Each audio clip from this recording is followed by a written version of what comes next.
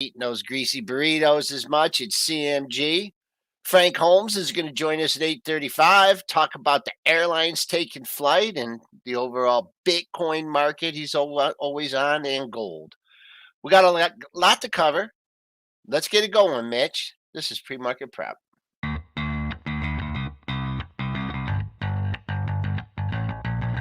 Coming to you live from downtown Detroit, this is Benzinga's Pre-Market Prep with your host, Joel Elconin. This is a volatile puppy here, isn't it? And Dennis Dick. I'm bidding a penny. I'd buy that stock for a penny. With everything you need to start your trading day.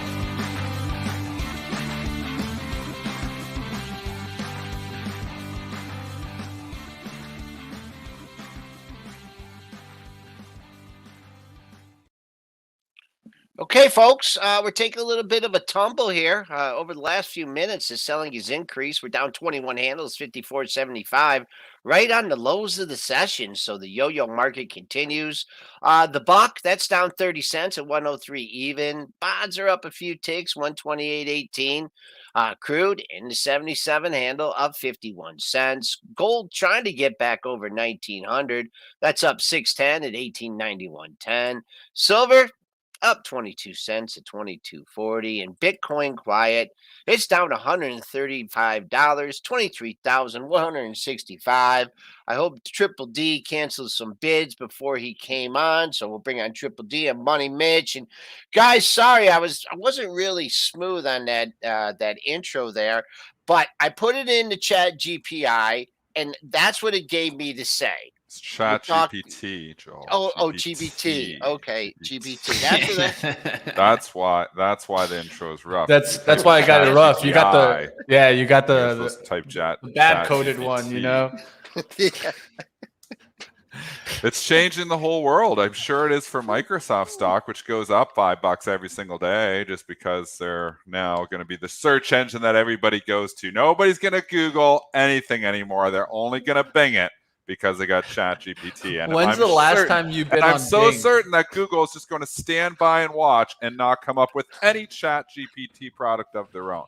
There's no way in the world any executive at Google is thinking about Chat GPT, because they fired those ones. So the only people who left are not thinking about Chat GPT.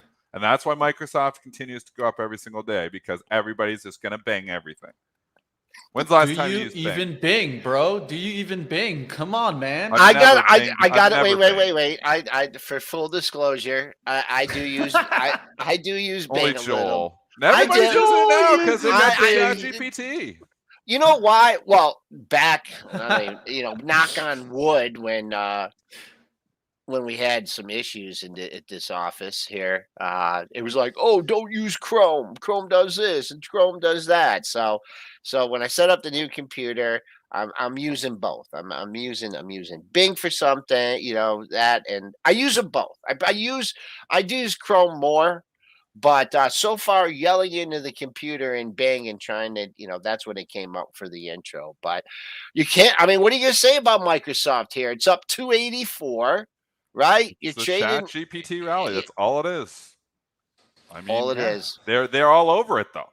They can't get enough of it. That's all they talk about. So I mean, this is seen as the Chat GPT play. Yeah.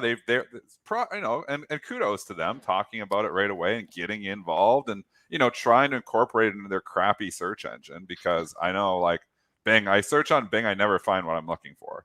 So maybe this is going to drive some traffic there. Obviously, probably already is if they're incorporating it. Can you already use ChatGPT on Microsoft? Is it already there, or they're just still talking about this? So I haven't went to Bing to actually find out. It already has some features. I don't think it's fully integrated yet, but it's already starting to jump on it. And you can see, that's why I was showing you there, the new Bing. You can ask it questions now. I'm going to Bing right now. I'm using my Google Chrome to go to Bing.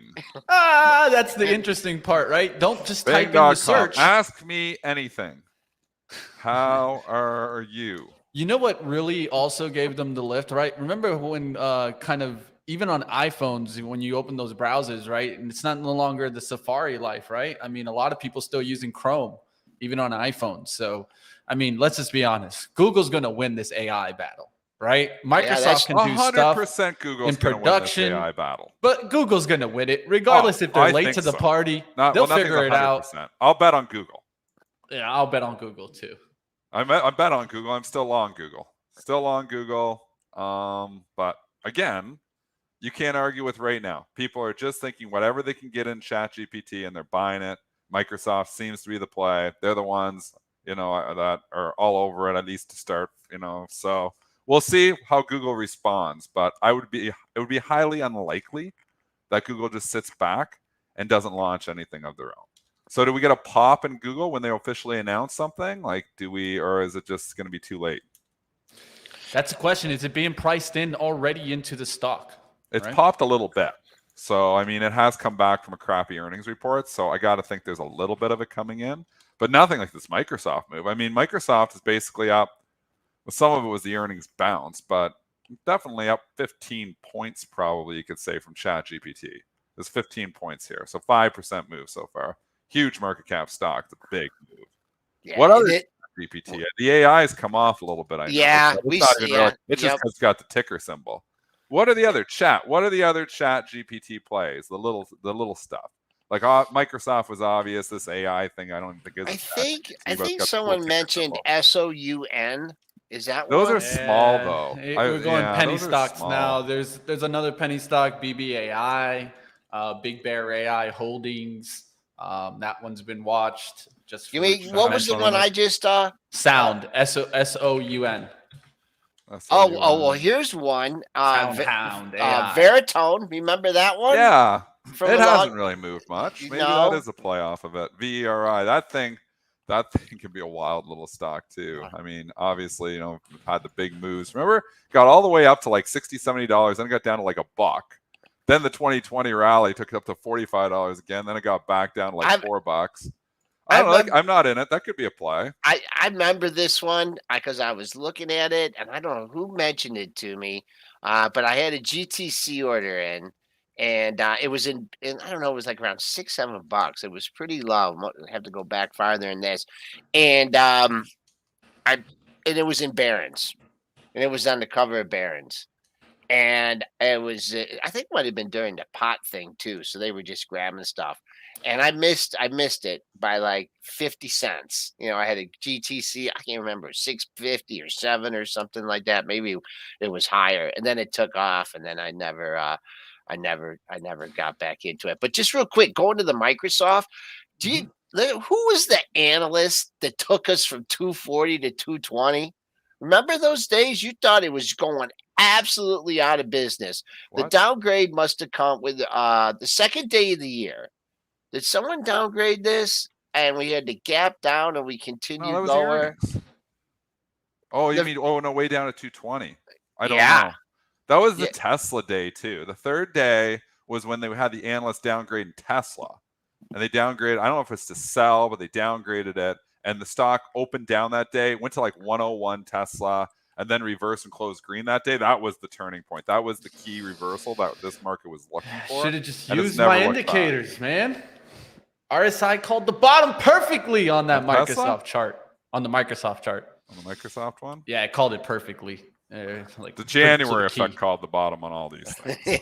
Beat up tech stocks, and they've turned them around. But I don't know. I guess I got some ETFs. I'd say you can't chase, but holy crap, it just goes up every day. So Microsoft. So I don't know.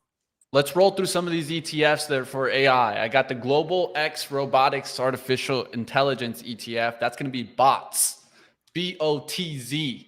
That's mainly Intuitive Surgical. I trade that a lot. The biggest component, I believe, is Intuitive Surgical in there. Yeah, they do have Intuitive Surgical in there. Yeah, which is something to think about. Yeah. All right, and then you have there's Robo, the Robo Global Robotics Automation. Yeah. Some of these are thin too, so just be careful. BOTZ is pretty thick. I'm just looking at Robo. It's not. It's got some trading. And then I'll give you the iShare. Pretty thin. IRBO. iShares Robotics Artificial Intelligence. Again, some of these are thin, so I'm just kind of looking through the volume yesterday. That one's got some volume. IRBO's got some volume. Yeah, it's iShares, right? It's going to be probably one of the follow-ones. Yeah. You just got to watch the ETF. Sometimes you get these ETFs trade by appointment only, and they can really be trouble. You get and then stuck I'll in give you those one things. last one here. Sure. I'll give you the First Choice NASDAQ Artificial Intelligence one, ROBT. I've never traded that one before. I'm going to look at the Hey, volume from just yesterday. trying to give you guys some outlook there. If you guys pretty like more thin. ETFs. That one's pretty thin too. So. What about the Robo? What about the Robo? The Robo. That's what I think you mentioned that one. Yeah, we did. No, I know. But that, what's the volume on that one, Dennis? Pretty thin. It's got some volume, but yeah, that's pretty crazy. thin, man. I look for at least like a million. A lot of these are pretty thin. You just gotta be careful. No. Why are we concerned about thin? Well, it's hard to get in and out, and sometimes the spreads can be 7, 8, 10, 15 cents on these things. So you're paying like 0.2, 0.3%. You think you're in zero commission environment, but if the algorithmic market maker is holding a 20-cent spread on that thing, you try to get, you even go like the penny, try to close, and it just penny jumps you. So you're stuck paying I don't like paying 0.3, 0.4% spreads. Yeah, you'll never get in. 0. Well, you can, but I mean, you're giving up a little bit of an edge. Going back to like full commissions when you're paying 0.4% spreads. I mean, you put 100 grand in something and pay $400 to get it in on the spread. It kind of sucks.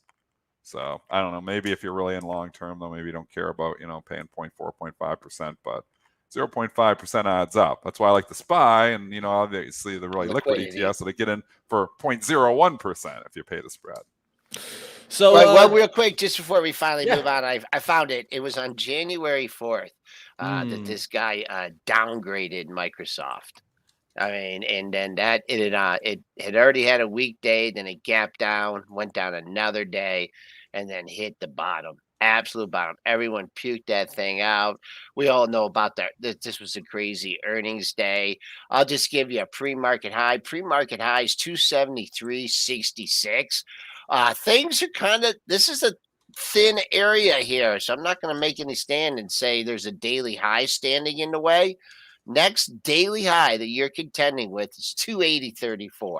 So that's $10 away, $8. Yeah, $10 away if you're looking for a longer term target. That was one bad day back in August. So, all right, we're going to move on. We're going to do some earnings. I mean, is everyone taking an Uber now? Dennis, you taking an Uber around? I'm kind of mad at myself because this was one that was on my shopping list and I never did get in it. We even talked about it on the show that I thought at a certain point in time Uber is going to be a buy. Obviously, I liked it better than Lyft. I think Lyft is coming back here too. I'm kind of mad that I never bought any of this one. So now it's gone. I mean, $37, but I'd keep it on my shopping list. Gets that low 30s. I'd be a buyer. How'd they do there? Mitchie.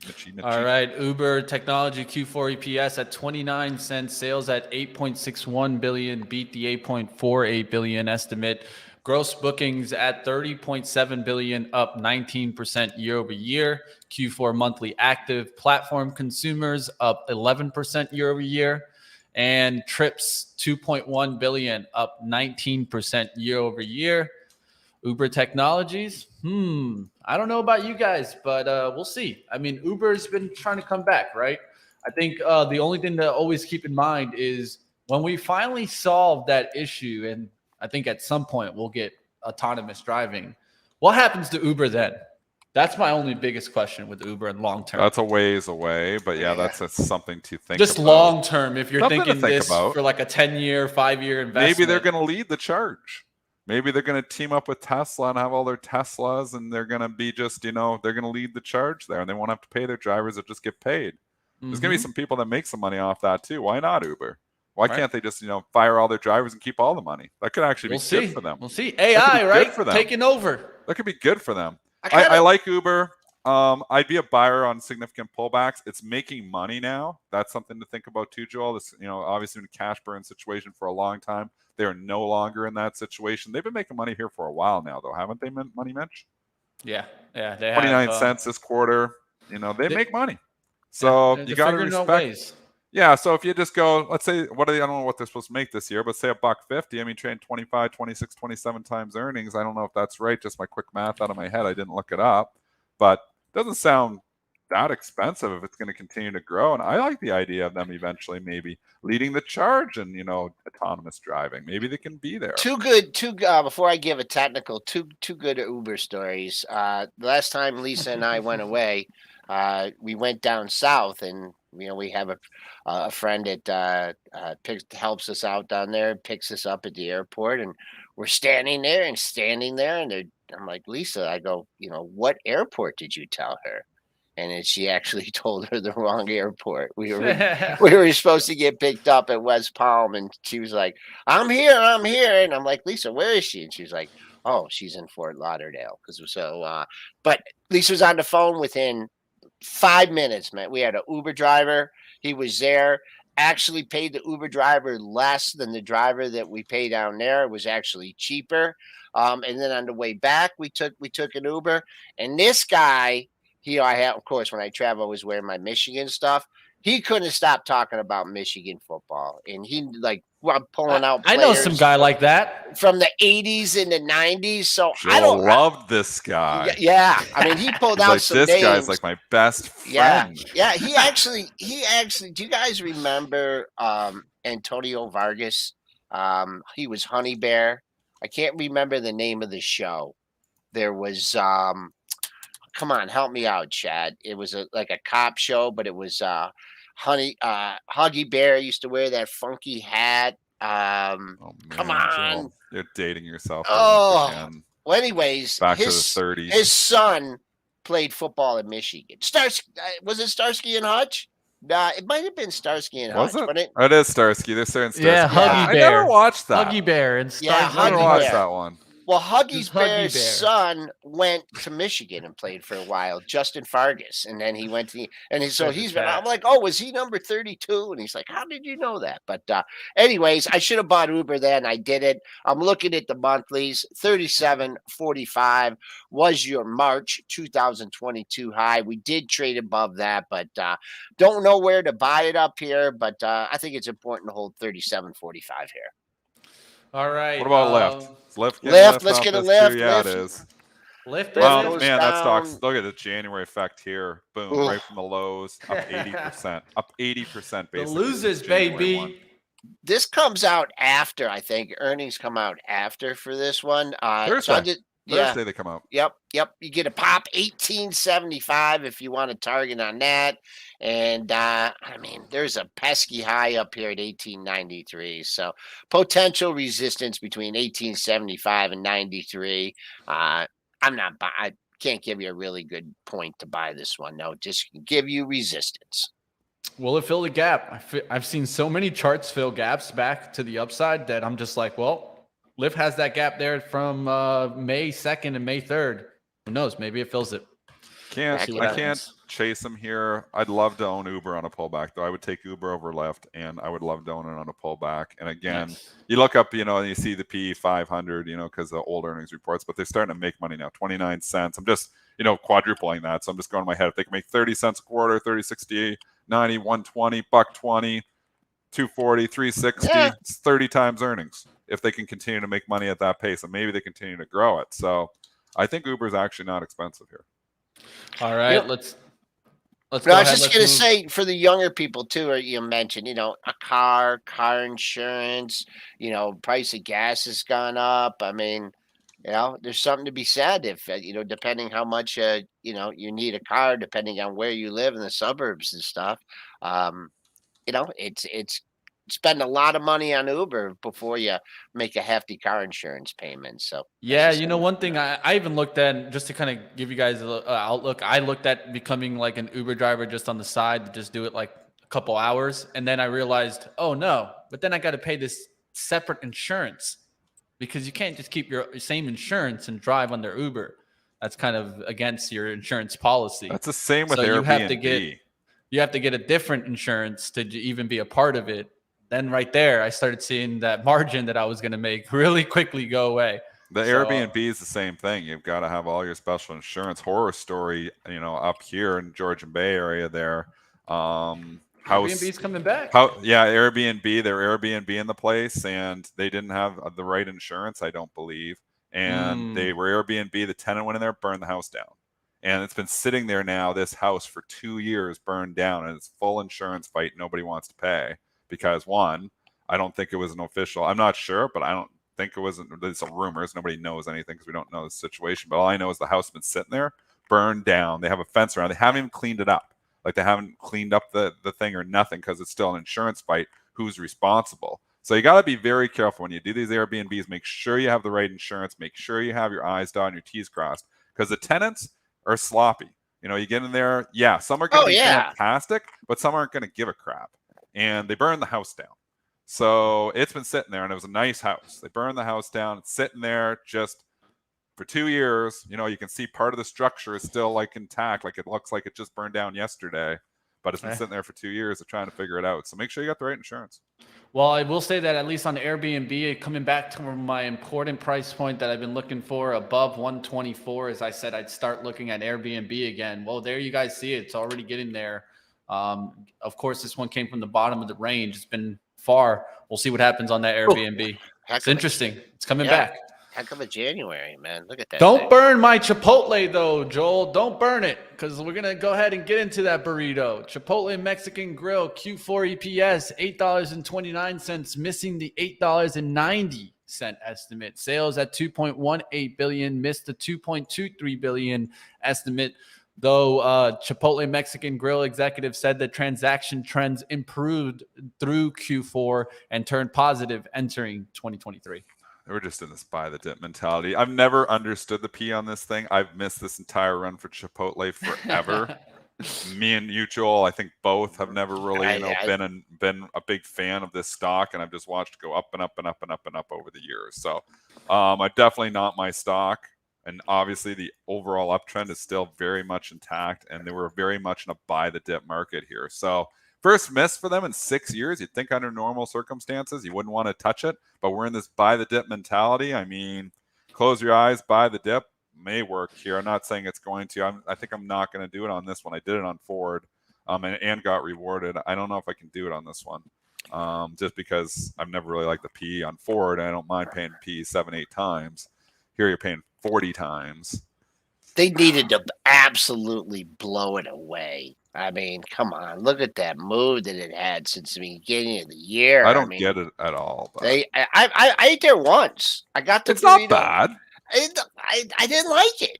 I mean, and I'm like a burrito, I like it. And it was like 12. I don't even know how much money it would be now for one of those burritos. I just never, I'm just not a fast food Mexican I think guy. the food's fine. I think it's good. I just can't bring myself to pay 40, 45 times earnings for it. I don't get why it gets, it's basically being valued twice as much as other comparables.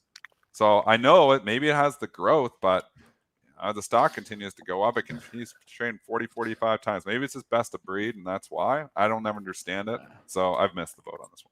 Yeah, it's down quite a bit. I'm really not gleaming anything from this chart. I don't think you're going to see the pre-market low, or maybe longer term not too far from the top of yesterday or bottom of yesterday's range. So if you got caught in this thing, or you bought the dip on it, 1680.08 was the bottom of yesterday's range. I'll give you that. That's $30 away. On the downside, there are some daily lows in here, but you don't have two daily lows in the same area until 1600, and I don't think it was that bad of a report. All right, let's go and charge up with Enphase Energy. Q4 EPS at $1.51, beat the $1.24 estimate. Sales at $724.65 million, beat the $706.51 million estimate. They do see Q1 fiscal 23 revenue at $700 million to $740 million versus a $690.46 million estimate. Enphase up today. It did seem like solar was starting to turn around, but in this market, nothing seems like it wants to turn around. Enphase could get going today. This obviously has, really not participated in the January effect. It actually, because more or less 2022 was an up year for Enphase. So it wasn't a lot of stocks that were up. And I mean, now you get it going again. The tan starts taking off. First solar starts to get a little bit of life here going again, which has been an unbelievable performer. Hard to fade solar. I know the PEs are all high on these things, but we know this energy is obviously going to continue to grow. Enphase, Kramer always says, is best of breed. I don't follow the sector close enough to know which is best of breed, but I can just tell you the stock has been an unbelievable performer over the course of the last 5 to 6 years. You get dips on this thing. It seems like it's always a buying opportunity. I'm not fading the rip. Nice pop here. We have faded off the pre-market high. The pre-market high is 255.5, so that would be a target on the upside since you're trading at 247.32. As far as like the dailies go, if you're looking for more on this move, there's a pair of highs at 260.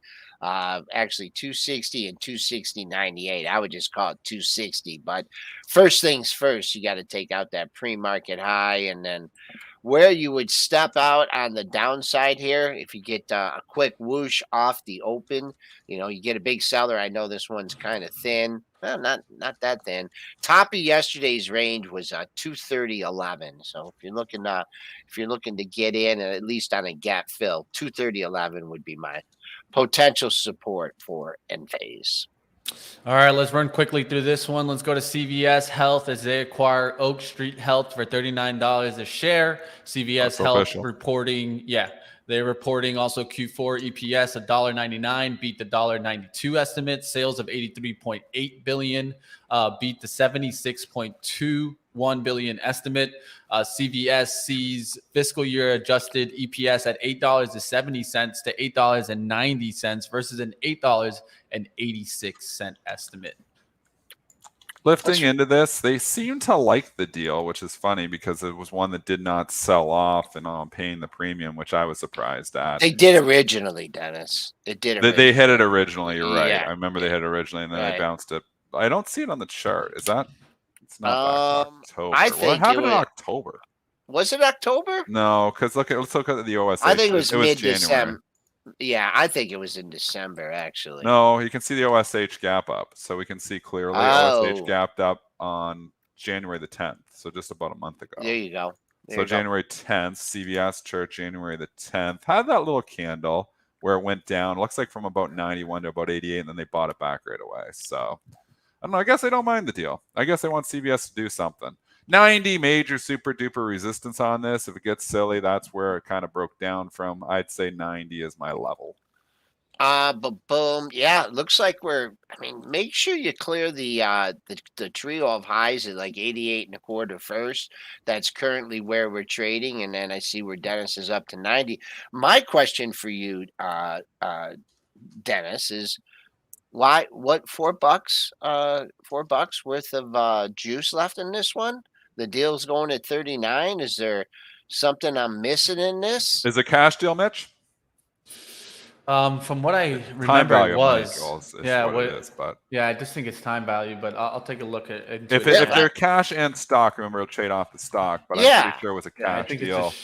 So they're giving pretty good discounts to all of these for the simple reason that it's time value of money is for real now. It's 5%. So remember, we even used to figure that. You never had to worry about it. So you got $1.50 worth of time value of money probably in it, and then there's risk. What if they look at it with scrutiny for whatever reason? They're always worried about this administration has said that they are going to look at scrutiny. They're about the consumer. I mean, they're looking at iRobot and Amazon. I mean, how in the hell is Amazon and iRobot, going to be tougher? I don't understand that whatsoever. You're talking about a small little speck of dust compared to Amazon, and they're talking about antitrust. So I don't get that whatsoever. So anything can come under scrutiny. Okay. So those risk arbs are not buying anything up to the price. One, time value of money. Two, they're not trusting any deal goes through just with these. No, not at all. I guess that would be but it's only $4. So you're talking 10%. They're giving a 10% discount. Well, just a good segue here to Activision. I mean, holy mackerel. I mean, they're making it hard for the. What is the deal with Activision today? Because there's got to be a headline here. There is. Give us that. It's European market. I had it earlier, but ATVI. So it looks like Europe regulatory issues with that deal also. So if it's going to get fought back over here, it's going to get fought back in Europe. Well, I don't know if it's going to be able to get through. Definitely saw it this morning. Looks like we don't have it here. Kramer says he would buy it anyways. I would imagine he's going to talk about it, just previewing what he's going to say this morning, because he was talking about this last night. He featured Activision Blizzard, and he said that he would buy it at 76 regardless of the deal. Now it just went down to 73 on worries about the deal. guaranteed he's going to come out. Nothing's guaranteed, but in all likelihood, he's going to come out and defend this today and probably say, I would buy this pullback.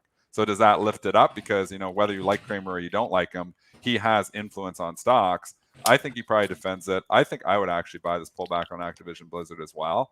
I don't know if the deal's going to go through or not. I'm looking at EA, and obviously EA's had a little bit of trouble. Take-Two's kind of hanging out where, let's go back and let's, for the exercise, you go back to where they were when this deal got announced. So Activision Blizzard deal was announced back in about a year ago now, actually. We're getting a long way. Is it that long ago? Wow. Long time now. Yeah. So I'm looking back to about January of 2022. Yeah.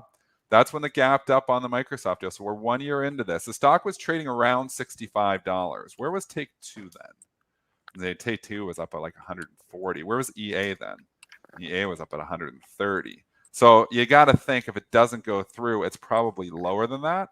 I don't think it's crazy lower. I think you probably, if they kill the deal, I think it's 58 to 60. How are the earnings? And this is what Kramer was looking at too. How are the earnings? Because the earnings is what matters if this deal gets killed. I mean, a good report, $1.87. Yeah, they did. What are they supposed to make this year? This is an interesting risk arb, guys, because, and I might be on the same page as Kramer here, maybe, and Buffett I know is. Buffett has said he likes the stock regardless of it as well, because he owns it. Activision Blizzard. So you're looking at a PE. You're looking like 18, 19 times. I mean, where's these things don't trade with crazy high PEs either. What's EA's PE? Bringing it up. EA. Here we go. Electronic Arts. And you can do this along with me if you want. I'm just going to the pro and looking. I'm doing it. 17. Take-Two has always been higher. Take-Two has always been like in the 20s. Let's see where Take-Two is. TTWO. 17, 18, 19. They're all kind of in there. So, I mean, okay. So let's set up the scenarios. The deal gets killed with this market that we are currently in right now. I think you're down $7 or $8. Deal goes through, it's 95. Your risk reward at $73 is not bad. If you're buying it here, I won't argue with you. I think you got 8 to 10 points downside, and you got about 22 points of upside. So you got a 2-to-1 risk reward here. If that gets to 3-to-1, you're all over. That comes down to 70. I think, and obviously if the deal is dead, the deal is dead. But we still have the wild card. It sounds like they're getting trouble with the deal. It sounds like it might not go through. But even if it doesn't go through, no, there's a lot of scenarios here. I just 2 quick analyst notes here.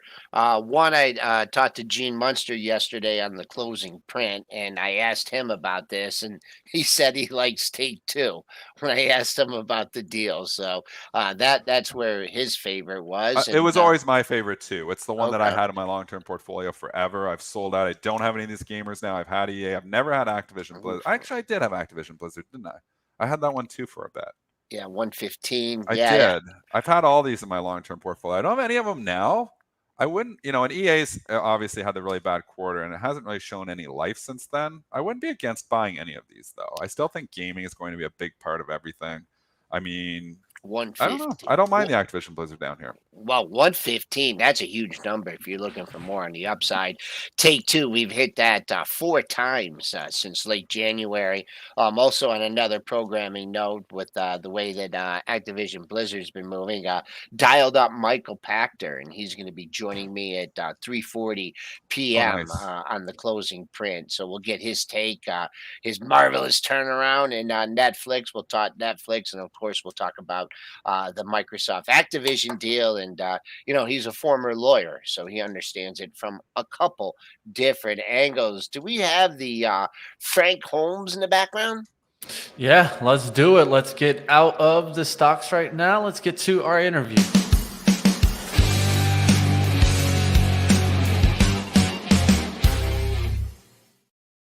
Frank Holmes, Executive Chairman, Hive Blockchain CEO, and Chief Investment Officer, U.S. Global Investors. Welcome back, Frank. It's great to be back. And I got my mind on my money and my money on my mind. Nice. Oh, seems like this market does too, right? Yeah. Before we go to the topics that you have for today, when I was looking up, is your nickname Bulldog? Yes. I was. I played every sport in school, and the mascot was a bulldog. So I was called Bulldog, especially on defense. Ooh, we're calling you Bulldog forever now. That's an awesome nickname. He was also named Top Gun, right? That's right. That's for as a top gold fund manager by institutional investors. It's a voting a process they have in Canada. Oh, I thought you just fly jets on the side, Frank, but we won't get into all that action. Let's Not start yet. with gold. Let's start with gold, Frank. Where you at on the gold? It gets up and then it drops $100. It's hard to stay in it. Give us your short and long term perspective. Let me give you a different review. I just come back every year. I go to Harvard for a week with 150 CEOs from 80 countries, and I get to play young kids like you guys, like young, and I'm the old guy in the room. So it allows us, and this year was all about the digital transformation. So the idea of Microsoft buying gaming, this is all part of the digital transformation. How did Moderna in 40 days, it's almost biblical, get the genome from China in January of 2020? 40 days later, they have a vaccine. It's all because of this digital world we're living in, and those companies that sort of move faster and becoming totally digital. But one of the Fire Chat talks was with Larry Summers, and I thought he had some great observations. He said the U.S. is 5% of the world's population, is 25% of the global GDP, and we're 75% of global public market cap stocks. So America must be doing something correct. Well, the EU is a museum, Japan is a nursing home, China is a prison, and Bitcoin is an experiment. Good luck. Okay. So now we can talk about the granularity. I thought was a healthy macro view that we should be proud as Americans, and proud that you just don't realize that how robust and dynamic the market cap is. And as John Sawecki's great book called The Wisdom of Crowds, what you provide is information, insight, opinions that create the wisdom of crowds and price discovery. And I think that you don't see this when I'm in Europe and I go to France or in Amsterdam or in England, this dynamic process that we're going through this morning. So let's jump over. So we'll move away from gold for a second here. I want to take you over to the airlines as well here, Frank. Obviously, we're on the Jets ETF here. The airlines have been flying here for quite a while, really since the start of January. And the earnings are there to boot. I mean, UAL said nothing bad on their conference call. Everything was pretty good. Their outlook was almost shockingly rosy. And the same thing with Europe and China opening up. The airlines in China, the Asian airlines, they don't look like an airplane taking off. They look like a rocket. And so the Jets is a global investment group. It rebalances every quarter on a quant process, but it does capture that growth. But there's lots of negative sentiment right now towards the airlines, and that's why I don't think it's in the 30s, and it has that potential for the upside.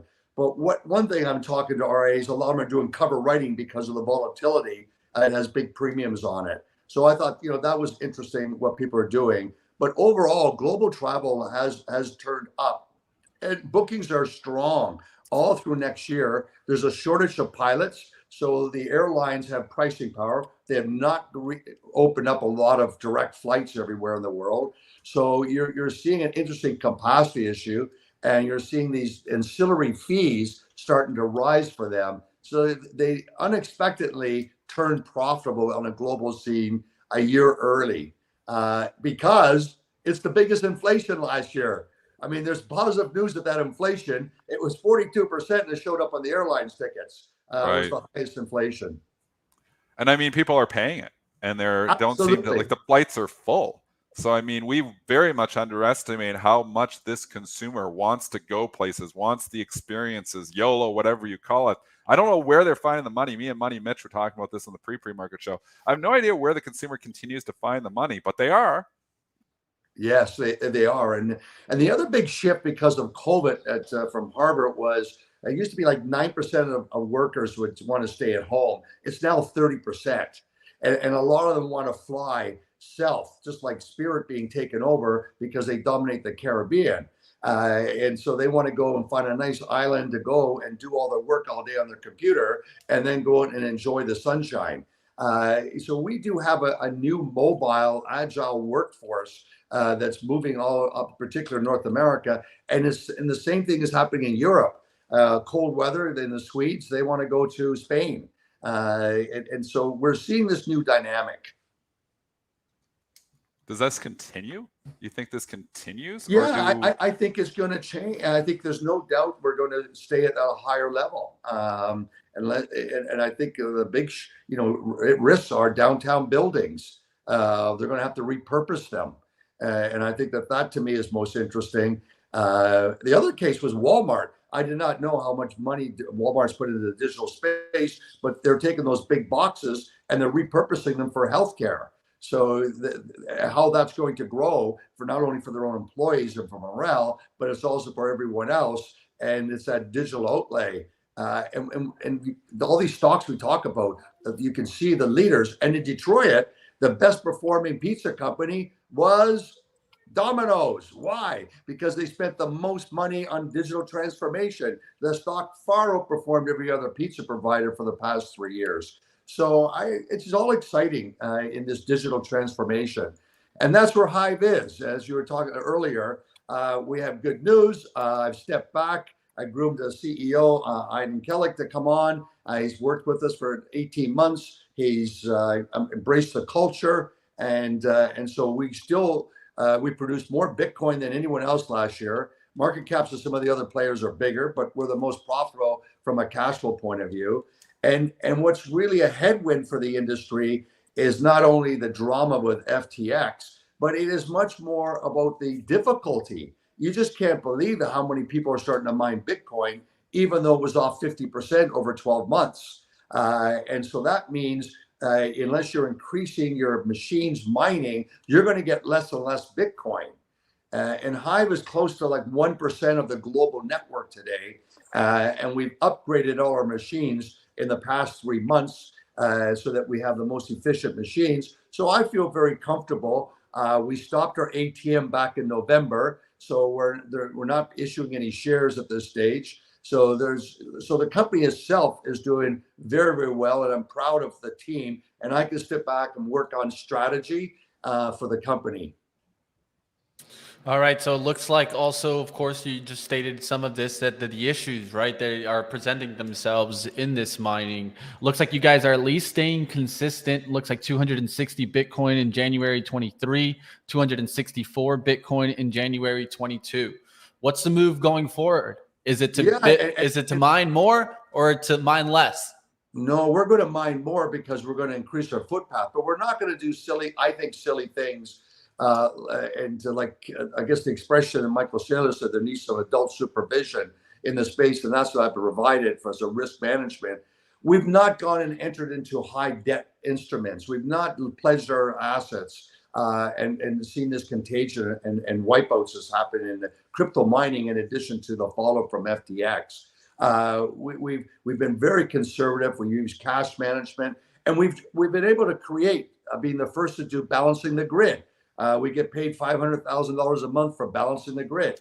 And then when energy went crazy in December, we used our software and sold it back into the system and made over $3 million. So we have different avenue streams. And then we took all our GPU chips, we're mining Ethereum, and we slap on some, what they call that artificial intelligence, which captures everyone's imagination today. And we're using AI, and we mine the alternative coins, who's ever most profitable for that minute, and then we convert to Bitcoin. So we've been able to increase our Bitcoin footprint by repurposing with AI and GPU chips. All right, now looks like, Frank, you guys are looking for a strong luxury good retail. Of course, Valentine's season coming next week. You guys, get ready. The 14th's coming faster than you know it. Don't miss it. What's going to happen this season? Get love out there. Definitely got to give the love, right? Yeah, you do. And I think you take a look at luxury goods, how well they're doing. It's amazing. Like we talked about the airlines, where people are getting the money, but those luxury stocks continue to be so strong. And China opening up is no doubt been a big boom for commodity and for commodities like gold. This is the year of the rabbit, so there'll be lots of gifts giving. Well, we're going to have to keep an eye out on those stocks in a high inflationary time. It looks like the consumer's still finding money to get those high luxury goods. We'll have to keep a watch on that. And there's my love going to school right now. my 7-year-old, Sarah. So all great. Lots of love for capital markets. We're the leader in loving the capital markets. And I think it's just a great time to enjoy what we're doing. Hank, you don't think the Fed's going to mess things up here? I mean, what's going on? Do you think they're getting behind the ball here with this inflation? That one bad number, and we're gonna, what do you just give your overall macro view on the markets? Well, I mean, the things are rosy. We had a bad earnings season. The market rallies. They don't care. They shrug off everything. What's going to upset the apple cart, Frank? Well, there's no doubt the interest rates are and the money coming out of the system, but that's really cooling down the inflation. But remember, we have taxes going up. That's a drain. That's a negative going to the government. And however, there's a big capex spend going into infrastructure, and that is higher paying jobs. So I think that we're going to see this sort of rollover of the fiscal spending taking place here and the fiscal spending taking place in Asia. And last thing I share with you, the biggest black swan that came out of the Harvard experience I had last week was this is the first time that America has had a Cold War on two fronts. It was always just Russia, and now we have a Cold War with China and Russia. So that is the potential for some negative that's much more significant than Powell hurting the markets, because we're going to have a big spend and a $1 trillion capex spend going into the economy for infrastructure is very significant for carrying us through the next 2 years. Well, like the chat saying here, this interview is definitely worth a second look. You guys definitely catch that. Appreciate you joining us like always. Frank Holmes, check him out. And who knows, the Hive blockchain. Looks like Bitcoin's been making its way back. We'll keep an eye on it, Frank. Have a good one. Wheels up. Wheels up. Hey, we'll see it. We'll see it. Are you wheels up too? Frank, is he wheels up? Wheels up. I didn't know he's wheels up too. You're like in everything. How do you like time? How do you have the time for all this, Frank? You're busier than Elon Musk. He's my hero. I think that it's time management, but I'm so happy now. I've got a great CEO to run Hive. He's been groomed along, and over the past year, I've been pulling back, and it's growing along. I just stay focused on strategy. Love it, Frank. We'll definitely focus on strategy ourselves. Have a good one. We'll have you back on. Let's get back to the markets. How we looking, Joe? Is still a little. What's going on with Google here? I'll take a look there. They're having an event, I believe, overseas. Maybe they said something about. Maybe they said they don't have an imminent ChatGPT product. Listen, Google's Bard AI chatbot gives wrong answer at launch event. Oh, come on. I'm not making Are this. you serious? I'm not making this is coming from the Telegraph right now from the UK. Google's Bard AI chatbot gives wrong answer. Oh my gosh, I've got look at me. I was just saying from the Telegraph product. You guys, they come out with a product that gives the wrong answer. Google, what are you doing? Bring those execs back that know what they're doing. Come on, the launch event. Still long. The launch event? Come on. They gave the wrong answer. Is that right? I don't know. Coming from the Telegraph in the UK. I heard. It was 1 + 1. Oh my god! And it said 10. Oh. Yeah. They asked. It 1 + 1, and it said 10. That's what they're saying. I don't know if this is true. What they're coming from the Telegraph. Humans win, man. Humans over AI, baby. All day. Holy, is Microsoft lifting on that? Yeah, is Microsoft lifting on it? Wow. And here I am. I was giving Google props that they're going to come out. Yeah, they're coming out with something, but it doesn't work. Fix it. Oh, man. Someone's getting fired. Oh, I was just going to say that. Someone's getting fired for sure on that one. Someone's getting fired. I feel bad. Oh good Lord. All right, let's keep going. Let's go to Under Armour. Get us more information on that, chat. Go digging. Anyways, Google got digging, team. On that. So bring up the Google chart. Down all the way. Lumen, I see. I want to see Google. GOOG. Okay, someone just mentioned that. Look, that's what just happened here. Boom, 107, 106, 105, 104, 103. It's bounced a little bit off the lows, but that's not what you want to see at the launch event, given the wrong answer. Oh man. Oh man. Yeah, you guys nailed that one. Google be the leader. Yeah. Leader on the downside. Not yet. Apparently not yet. Me and Mitch, egg on our face on that one. And losing money. Still on Google. Okay, next. All right, Google. Don't worry. Thank you. Google, you I just appreciate embarrassed it. me. All right, let's go to Under Armour here. Maybe that's what we need. We need some armor under this. But let's get to their report. Me and Money Mitch like hiding under her desk after that. Right on after 30 minutes after we got done saying Google's gonna have a good product, they come out and show it off, and it gives the wrong answer. Mitch, who the hell is that guy? Yeah.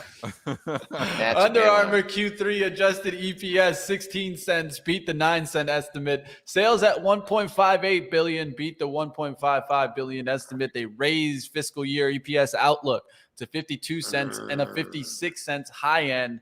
Prior was a high end of 48 cents. The estimate right now at 46-cent estimate. So they reiterated revenue growth outlook at mid-single digits. So keep your eyes.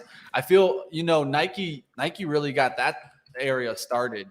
I know Dak has been an absolute monster, never turning around. But Nike's just been really strong. I mean, ever since October. I mean, look at that move in Nike. That's about 50%. Gap and go, and Nike's kept on going. Yeah. Under Armour, boy, oh boy, it did sneak over this area of 1140. A couple spikes up to 1170. Man, that's got to be like its average daily range too. But I'll just say right here, it's at 1140. There was 3 highs from last week in that area. So you hold 1140. You take out the pre-market high. There's not much on the monthlies. 1140 was the top of yesterday's range too. So it's one of these where you're buying off the open. You're going to find out real quickly whether, you go through the pre-market high and get to 12. But opening in new potential resistance. Any technical comments from you guys? I give one here. Look how we just went slightly above into the gap zone, pulled back and held the pullback there at 11 and 1075. So that's going to be levels that I'll be looking around 1050 to act as support. Look for the push through to the gap zone. That's going to be from May 5th and May 6th. The low there on the close there is on the 5th is 1306. I've been seeing too many of these gap fills on the upside moves. I mean, I'm looking at these. I'm looking at them. One pair of Under Armour shorts, they're like, okay. I'm not a huge Under Armour. I mean, Under Armour should have just stuck to what they were good at. I have a really nice, pullover. The pullovers, jackets, that's what they should have stuck to. Yeah. When they started getting into shoes, I think that's where they went a little bit too far. But let's keep going. We saw how those Curry shoes went. They kind of broke his knees, but we'll keep going. Let's get out of that. Let's go to Yum Brands, because I know some people are eating Taco Bell, KFC, and Pizza Hut. Throw up in the chat. Which one's your favorite of the 3? Taco Bell, KFC, or Pizza Hut? Let's get a Yum Brands all of here. Them don't sit well. None of those sit well at all. Yum Brands. The Yum Brands are yummy in your mouth, not so yummy about 2 hours later. So all of those, man. I cannot eat any of those because I get sick basically from all of that. But it's, you know what? Man. It tastes amazing. I'll give them the taste. I don't know how people can digest that stuff though. Well, there's a reason why in college I called it Taco Hell, but that's we what won't I call it. Oh yeah, everyone calls fantastic. It Taco. Dong! Let's get to the action. Taco Bell here. Yum Brands Q4 EPS $1.31, beat the $1.26 estimate. Sales at 2.019, beat the 1.920 billion estimate. Taco Bell, strongest performer, of course. Same store sales growth of 11%, beating the estimate of 6.7%. KFC also rising, same store growth 5%, short of the estimate of 5.4%. Pizza Hut fatigue kicking in. It seems like that's what happened in the pandemic, and now Pizza Hut's starting to bounce back a little bit. That's what they mentioned on the earnings call, but it was only a 1% growth there for same store sales in Pizza Hut. This is in the middle of nowhere, long consolidation after the move up. Yeah, so I think you got to sit tight here. As long as it holds 126, multiple lows in that area, I don't think you can argue being bullish. And the longer that it takes to take out, it's not the all-time high, but you snuck. What was the high of that range? Let's call it 131.5, 132. TradeTheRange.com. You're moving down on the lower end of the range, but for me, I would say this takes out this 126 with the vengeance. Then really some room on the downside. Long consolidation. No, we know what long consolidations mean. Eventually going to get a move out of here, and I don't like any of those Pizza Hut. I see everybody. Pizza Hut pizza is amazing. When I do eat it, I love it, but this doesn't sit well. Man. I like how someone put Pepto-Bismol. Yeah, really. That's my favorite. Seriously. All right. So, 3 minutes here. Let's just wrap up with some talk. Of course, yesterday we got a lot of comments. The disinflationary process, man. It's happening. It's here, team. It seems like Jerome Powell. And I got to give it to the guy that was the speaker. I don't know if you guys watched that interview, but man, he was grilling Jerome Powell. He was not letting up. He was going to get some bullish comments out of him. And I liked how he went after him. I thought he went after him more than they go after him in the conference. He even asked him about his salary and what he thought about his salary. He went into everything, covering a lot of different areas. Now, one of the comments that I thought was very important was that we expect 2023 to be the year of significant declines in inflation. It's actually our job to make sure that's the case. My guess, it would take certainly into not just this year, but next year to get down close to that 2%. Dun, dun, dun. You know what I think to make of it, but what to make of it, man. He said the word disinflation. You know, you said it again, huh? Yeah. I mean, obviously, he wants the market higher too. So I guess I was thinking that they don't want the market higher. I guess they don't give a crap. So. What's inflationary is the market going straight up, and that's what he just caused again. So he's not helping his own cause here. So I don't know. I think they're going to have rates up here for a while. I do think that we're not beating inflation. I mean, I kept saying we're going to beat inflation. We're going to beat it. And yeah, it looks like, we're getting ahead of it a little bit here, but I think it's coming back from what I feel like there. Do you feel like prices are getting cheaper out there? I feel like it's popping up again. I mean, I went to the grocery store. I can't even believe it. I mean, the cottage cheese I used to buy. So I used to buy cottage cheese. I still buy cottage cheese. Cottage cheese indicated. And now I went to the generic version because it's just so much bloody money. It doesn't taste as good, but I can't take it. I went to Nordic cottage cheese. It was $4.99 for a tub pre-COVID. It's $7.99 now for the same tub. It's literally up 60%.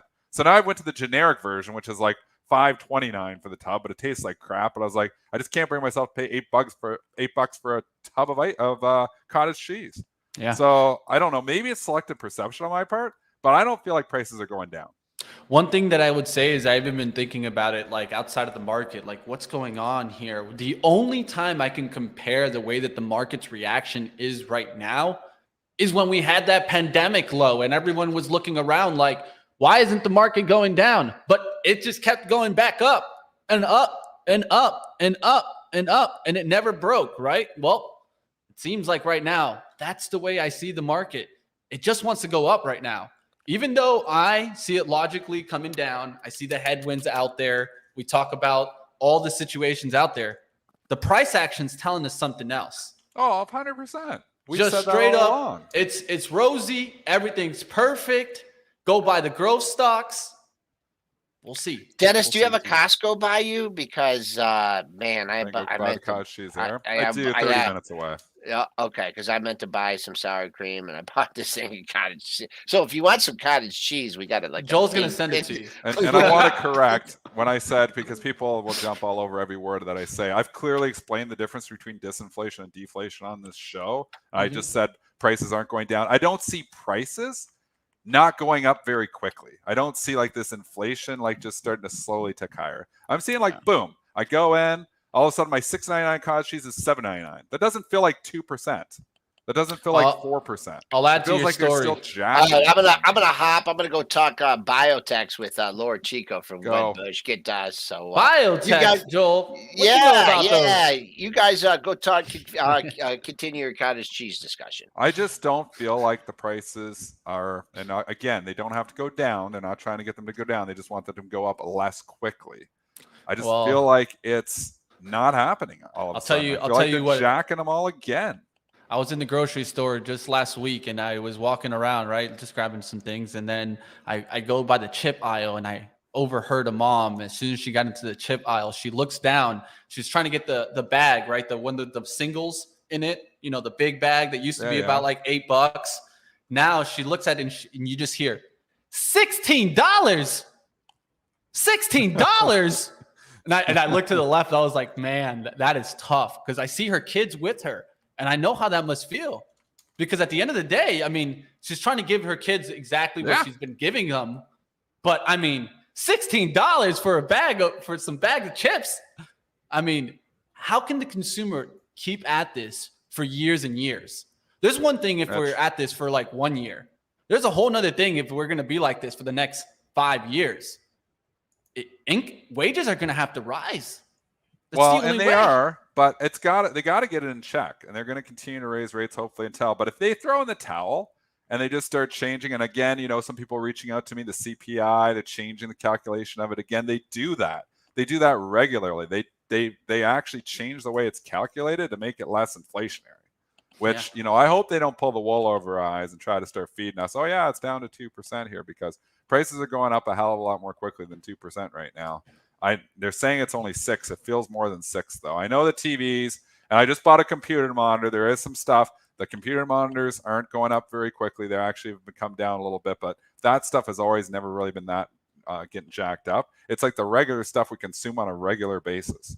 You know, you go, you know, you buy your groceries, you come out, and you're like, okay, I spent $200 worth of groceries, and I got like 10% less stuff. That sucks. Literally. That's the way it is right now. And I mean, it's just something to notice, right? I mean, I think we can only bend for so long until the consumer breaks. When does that show up? It seems like that looks far down the line.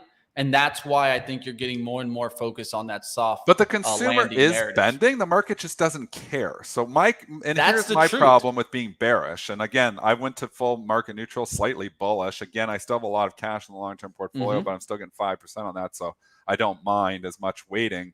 But again, you just look at this market and it doesn't care that the earnings were a little bit light at, you know, Apple. It doesn't care that, you know, all of these earnings. I mean, none of them were great. We haven't had a great earnings season. This hasn't been like, wow, they're blowing it away and raising guidance. There's been a few stocks that have done that, but a lot of them have not. And the market continues to go up anyway. So if the market is just going to disconnect and not care that corporate profits are going to go down, your bear thesis, or my bear thesis as well, is completely out the window. So I don't know when it starts caring again, but right now, corporate profits are not growing nearly as much as they were. And we're still willing to pay 25, 27 times earnings on stocks. You know, Microsoft just ripping ChatGPT. They warned basically across the board on the call. I listened to the hour and a half of that. Didn't hear anything about ChatGPT on that call at that time. That was a week and a half ago.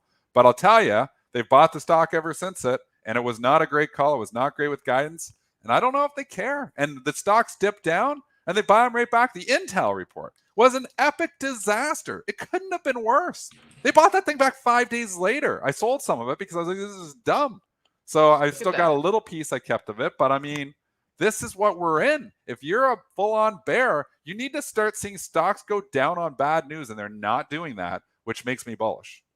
Yeah, I think at this point, I'm even at the point where it's just rosy. It's rosy here. And you guys know I've been calling for the 420. A lot of that is for 20% off the low for us to officially, in my eyes, get to the bull market. That's the 420 mark. We could be there today, team. I really feel so.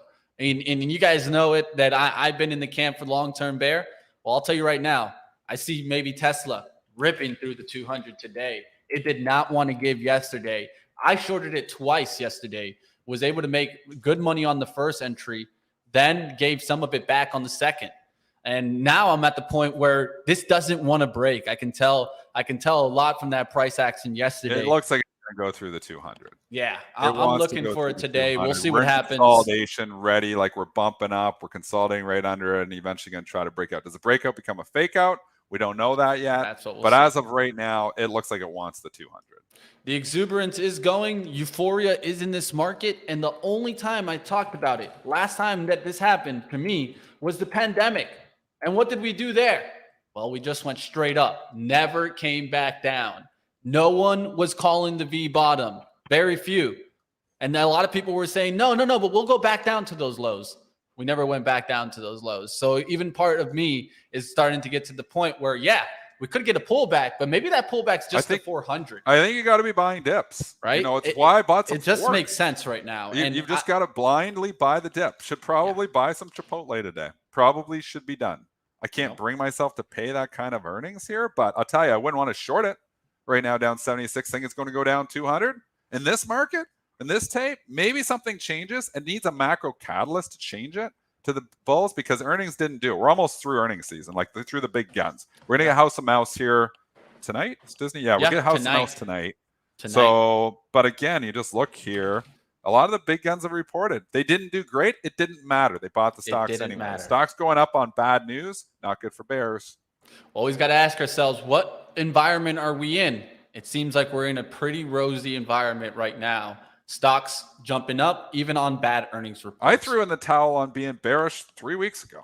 I mean, I've thrown in the towel, not on my long-term portfolio, but I've thrown in the towel that I can't trade from the bearish side. You learn the hard way. Like people said, I've been doing some I threw in the swings. towel a while ago here. I flat out said it last week. I'm bullish. We haven't really moved much since then. We're kind of just hanging out, but we're still in a trading range. But you can't be bearish when stocks are going up on bad news. I can't fight this tape. JC Pretz can't fight the tape. Number one rule, he's absolutely correct. I don't care what you think. I don't care what your thesis is. If the tape is telling you you're wrong, you're wrong. I've been wrong here to be bearish. I've stayed bearish too long. Correct in 2022. Wrong to not just go full January effect and just stick with it. I got bullish a little bit for the January effect first week. Thought it would fizzle out. Has not fizzled out. Has continued to create more FOMO. You got to go with what you're seeing. It can all change as a trader. It's awesome to be a trader because you can change your opinion. That's what you're designed to do. It's how you extract alpha. If you're always bullish, always bearish, you're not going to extract any alpha from this market. You extract alpha by changing your opinion as a trader. That is what you have to do on a consistent basis. It's why I'm profitable most months, if not all months, because I'm consistent. And again, not long-term portfolio because it's always long. It'll move with the market. Market goes down 20%. It's probably going to move a little bit less because it's got less beta. But, overall, but talking about trading, you have to adjust to what you are seeing in your environment. Your opinion means nothing. Yeah, we'll see what happens. And I think right now, short term still seems just bullish, right? Short, even medium term right now. It feels bullish. The only thing that seems a little bit more of that bearish is the long-term outlook of prolonged interest rates. But, I mean, let's just be real. It could be a rosy first quarter, and we can continue riding higher. We'll see what happens. All right, that's going to do it for us today. Like always, you guys can keep up with Dennis Dick, Triple D Trader on Twitter. And now I'll bring you guys over to live trading. We'll see what happens today. Yesterday, I was able to make some profits on Tesla short. Not many probably that are doing that. And like always, team, it's difficult, right? We always got to be balanced and flexible with what we're doing. What hat are we wearing? The day trading, the swing trading, the long-term investment. This is why I'm starting to adjust the way that I give outlooks to the short, the medium, and the long term, right? We need to be having different mentalities because the truth is that it could be different. In the short term, could be today, tomorrow, or maybe this week. Medium term, we're looking at like 3 weeks, a month, 2 months, 3 months out. Then long term, what happens at the end of this year? What happens next year? Do we get the cut, right? The pivot next year. If that does happen, things don't look too bad, right? We'll see what happens today. Like always, you guys can keep up with all the action right here on Benzinga. You don't got to go anywhere, team, for that. And like always, keep up with us. Trading in the Zone. This week, we are going to do a special 4 p.m. meeting because, of course, the Super Bowl coming to you guys. But Trading in the Zone. Join us. The book club is growing every single week. We get more members. So you guys want to go ahead and join. I actually got to the point where I'm not putting out these videos publicly. You got to be exclusive members. That's the only way. If you guys want in on the book club, hit that link, drop an email. I'll send it out. I already sent out the email for this week and resend out another one tonight or tomorrow. Like always, guys, you guys hit that link, join in. A lot of people joining this, having great conversations, and I can't wait to this Sunday to keep going. It's actually become my favorite part of the week. I'll see you guys, like always, on live trading. That's coming up next. Smash the like button if you guys enjoyed Frank Holmes, our guest today.